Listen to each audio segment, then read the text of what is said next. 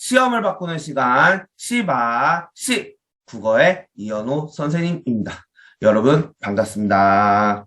오늘은 새롭게 발표된 학생부 종합전형 평가 요소에서 학업 역량 파트에 대해서 여러분들한테 알려드리겠습니다. 제가 저번 영상에서 말씀드렸었는데 다시 한번 간단하게 짚고 넘어가 보면 과거의 학생부 종합전형 평가 요소였던 학업 역량, 전공 적합성, 인성, 발전 가능성에서 학업 역량, 진로 역량, 공동체 역량으로 최근에 학생부 종합전형 평가 요소의 기준이 3가지 영역으로 개정되었다고 이야기를 했었습니다. 오늘은 학생부 종합전형 평가 요소 3대 요소 중에서 학업 역량에 대해서 꼼꼼하고 구체적으로 분석하는 시간을 가져보도록 하겠습니다. 이번에 새롭게 발표된 학생부 종합전형 평가 요소 기준을 살펴보게 되면 학업 역량 영역에서는 과거의 학생부 종합전형 평가 기준이었던 학업 역량과는 큰 차이를 보이고 있지 않습니다. 학업 역량은 크게 3가지 기준으로 평가를 하게 되는데 학업 성취도와 학업 태도 그리고 탐구력으로 여러분들을 평가합니다. 자, 그러면 이번 보고서에서 학업 역량의 기준을 어떤 식으로 이야기를 했냐면 대학 교육을 충실히 이수하는 데 필요한 수학 능력이라고 봤습니다. 여기서의 수학은 여러분들이 배우는 수학, mathematics가 아니고요. 대학교의 학문을 배우고 익히는 능력을 말합니다. 즉, 여러분들이 고등학교 때 배웠던 지식을 바탕으로 대학교의 전공 과목들을 충분히 이수할 수 있고 공부할 수 있고 발전해 나갈 수 있는지를 보겠다라는 의미입니다. 그래서 이 학업 역량에 대한 평가는 단순히 정량적 지표에만 의존하지 않는다라는 점을 강조했는데 사실 과거의 학업 역량 평가 기준을 살펴보더라도 큰 차이가 없다고 생각을 하시면 됩니다. 대학은 이 학업 역량 영역에서 여러분들의 학생부 속 성적표를 통해 어떤 과목을 선택했는지, 그 과목의 원점수와 평균, 표준 편차는 어떠한지, 그리고 성취도와 수강자 수, 등급까지 종합적으로 본다는 이야기입니다. 말 그대로 종합평가인 거죠. 근데 여러분들이 가장 착각을 하고 있는 것은 학생부 종합 전형을 이야기를 할 때 여러분들은 항상 내신 등급이 몇 등급인지에만 관심을 가지고 있어요. 하지만 여러분들을 평가하는 대학과 입학사정관 선생님들은 이러한 구체적인 지표들 그리고 선택 과목은 어떤 것을 선택을 했는지 그리고 그 학생이 선택한 선택 과목의 성취도는 어떻게 형성하고 있는지를 정성평가하겠다고 이야기를 했습니다. 이것은 제가 아는 현직 입학사정관 선생님들도 공통적으로 다 그렇게 얘기를 합니다. 제가 이러한 내용들을 학생과 학부모들한테 누누이 말해도 학생들과 학부모들은 그래도 학생부 종합전형은 단순 내신 등급 성적이 중요한 게 아니냐라고 생각을 하면서 저의 말을 안 들어요. 참 답답합니다. 여러분, 제발 정신 좀 차리세요. 본인들의 내피셜 말고 대학교의 오피셜을 믿어야 대학에 합격할 수 있습니다. 그러면 구체적으로 아까 말씀드렸던 3가지 요소를 한번 조목조목 살펴보도록 하겠습니다. 먼저 학업 성취도입니다. 학업 역량 중 첫 번째 평가 항목인 학업 성취도는 2015 개정 교육과정 도입으로 이전 연구 때와는 다른 성적 평가 체계가 도입되었으나 교과 성적이란 정량 지표를 반영해 학업 성취를 종합적으로 정성평가하는 기본 취지가 그대로 유지되었습니다. 다만 교육 과정의 변경으로 인해 발생된 성적 체계의 변화를 반영해 세부 평가 항목은 일부 수정되었습니다. 이 보고서에 따르면 학업 성취도는 아까도 말씀드렸다시피 등급, 원점수, 성취도, 이수 과목, 이수자수, 과목 평균, 과목 표준 편차, 그리고 세특을 종합적으로 평가한다고 이야기했습니다.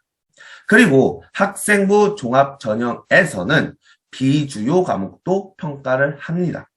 그러니까 학생부 종합전형을 준비하는 학생들은 어느 한쪽에 편향되지 않고 골고루 공부해야 합니다. 뿐만 아니라 여러분들의 성적의 변화를 볼 수 있는데 1학년 때부터 3학년 때까지의 점수가 이렇게 상승을 하고 있는지 아니면 유지하고 있는지 아니면 이거는 학종에서 가장 안 좋은 케이스인데 오히려 하락하고 있는지와 관련된 부분도 함께 평가합니다. 그러니까 당연히 학종에서 유리하려면 상승 곡선의 내신 성적 추이가 굉장히 중요하겠죠? 다만 최근에는 진로 선택 과목이라는 것이 보통 학생들이 3학년 때 이수를 하게 되는데 이 진로 선택 과목들은 등급이 안 나오기 때문에 성적 상승 추이를 알 수가 없습니다. 이러한 진로 선택 과목에서는 성적 상승 추이 대신에 원점수는 어떻게 형성이 되어 있고 그 과목의 성취도는 어떻게 나왔는지 그리고 그 과목 선생님이 적어준 세특을 중심으로 평가를 한다고 생각을 하시면 됩니다. 그리고 이것은 진로 역량과도 관련이 있습니다.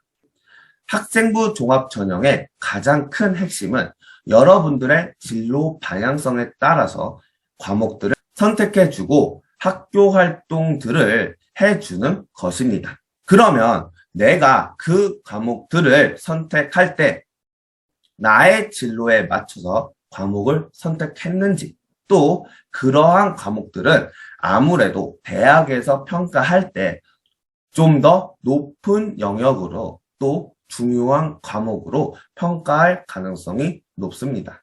이런 식으로 여러분들의 진로에 따라서 여러분들이 선택한 과목들을 성실하게 이수해 주신다고 한다면 학업 성취도 영역에서는 높은 평가를 받으실 수 있습니다. 다음은 학업 태도입니다. 이 학업 태도는 과거의 학업 역량 중 두 번째 평가 항목이었던 학업 태도와 학업 의지가 학업 태도로 단순화된 것입니다. 기존 연구에서 학업 태도와 학업 의지는 학업을 수행하고 학습을 해나가는 자발적인 의지와 태도, 그리고 학습자가 스스로 학습 목표를 설정하고 적절한 학습 전략을 선택해 계획을 수립, 실행하는 과정으로 정의했습니다. 그러나 학생부의 기재사항이 점차 축소되는 상황에서 학업에 대한 의지를 확인하는 것이 어렵다는 의견이 주를 이루어 기존의 평가 항목 중 학업 의지를 삭제했다고 이 보고서에서는 명시하고 있습니다. 그러면 과연 대학에서 말하는 학업 태도란 무엇일까요? 이 보고서에 따르면 대학들은 학업 태도를 어떻게 이야기하냐면 자기주도적 학업 수행 능력과 자발적인 의지라고 이야기합니다. 그러면 결국에 학업 태도에서 가장 중요한 것은 자기주도성인데 이 자기주도성을 고등학교 활동에서 가장 잘 드러낼 수 있는 부분은 바로 독서입니다. 그런데 여러분들이 이 독서라고 하면은 맨 뒤에 독서 활동 영역이라고 해서 책 넣는 것이 이제 완전히 빠졌는데 어떻게 독서를 보이면 좋을지에 대해서 궁금해 하실 겁니다. 이에 대학은 뭐라고 이야기하고 있냐면 독서는 교과학습 내에 학생이 주도적인 학습을 나타낼 수 있는 수단이며 세부 능력 및 특기 사항과 우리가 행특이라고 부르는 행동 특성 및 종합 의견 등에서 간접적으로 평가한다고 합니다. 따라서 여러분들은 학생부 속에서 독서 영역을 최대한 활용해서 내가 대학에 어필한다고 하면 당연히 여러분들의 자기 주도성은 높아질 거고 이런 것들을 자기주도적 학업 수행 능력이라고 평가해서 여러분들이 선발될 수 있다는 겁니다. 그리고 독서뿐만 아니라 자기주도성을 나타낼 수 있는 활동은 과제를 어떤 식으로 수행했는지 그 과정을 담아내는 부분과 토론 및 연구보고서 활동을 진행하고 실험, 실습 등을 하는 과정을 담아내 준다면 충분히 자기 주도성을 어필할 수 있기 때문에 이러한 부분들을 고려해서 학교 활동과 학생부 종합 전형을 준비하셨으면 좋겠습니다. 학업 역량의 마지막 평가 요소는 탐구력입니다. 이 탐구력이라는 평가 요소는 과거에 탐구 활동이라는 평가 요소가 있었는데 그것이 탐구력으로 용어가 변경된 것입니다. 일반적으로 활동은 어떤 일의 성과를 거두기 위해 힘을 쓴다는 뜻입니다.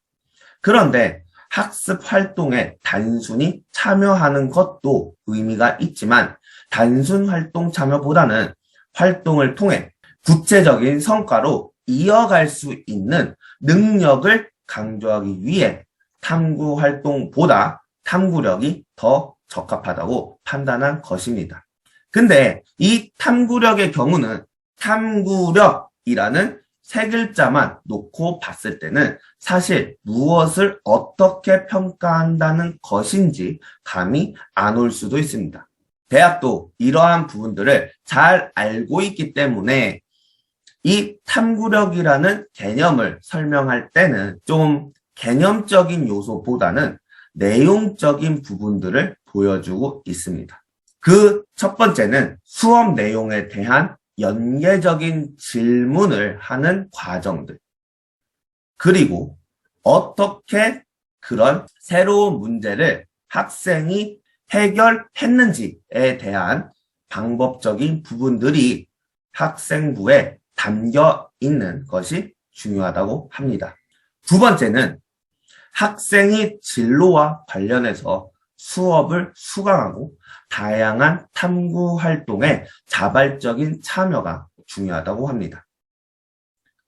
세 번째는 궁금증 해결과 자신만의 역량을 기르기 위한 학교 프로그램을 어떤 식으로 연계했는지가 중요하다고 합니다. 위에서 말한 세 가지를 탐구력으로 평가하겠다고 이야기하고 있습니다.